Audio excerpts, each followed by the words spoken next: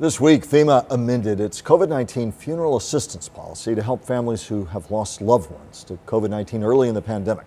In order to qualify, the death certificate of a relative has to say the death was related to COVID-19. Early on, you may remember in the pandemic, many death certificates may not have listed that.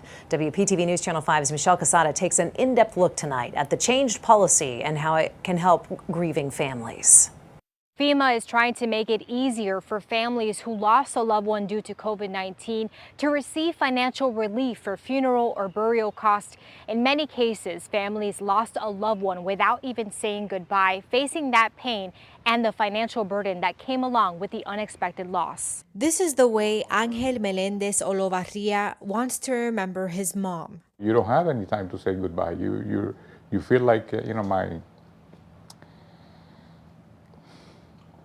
when my daughter asked me all the time, where is abuela? I want to see abuela. I said, she's in heaven, but it really breaks my heart. The last time Angel saw his mom was when she was being loaded onto an ambulance in a stretcher before going to the hospital.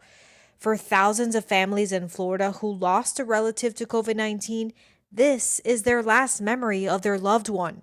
From a tablet, he says, the hospital staff showed him his mom unconscious and no longer able to breathe on her own. You feel powerless because you would like to do something to save her, to be able to see her again. But the only thing you can do is press a button to say, take her away. It was really, really hard. It still hurts. Angel and his brothers were able to organize a small celebration of life after cremating their mother. But their hope is to have a permanent spot for her in the cemetery with a headstone and a place to store her ashes. To have a place that those who were not able to attend because of COVID can go in and say goodbye. He's applied for FEMA's COVID-19 funeral assistance. As of late June, nearly 13,000 applications in Florida have been submitted compared to more than 37,000 COVID-19 deaths in the state. And only about 3,700 of the applications have been approved. FEMA has awarded a total of $21 million to families in the state. The agency's policy change will now allow applicants whose loved one's death certificate doesn't specify COVID-19 as a cause of death. They'll have to submit a statement or letter from a coroner or certifying official attributing the death to COVID without amending the death certificate. Angel says he was told by FEMA it will take 45 to 60 days to approve his application, then sometime after to receive the funds.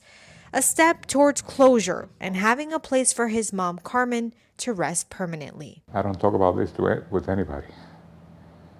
So this has given me the opportunity to vent and to take out out of my chest. You know how men are, that when we have pain and we have problems, we get in a cave, we keep everything inside. So thank you very much for coming in. Michelle Casada, WPTV News Channel 5.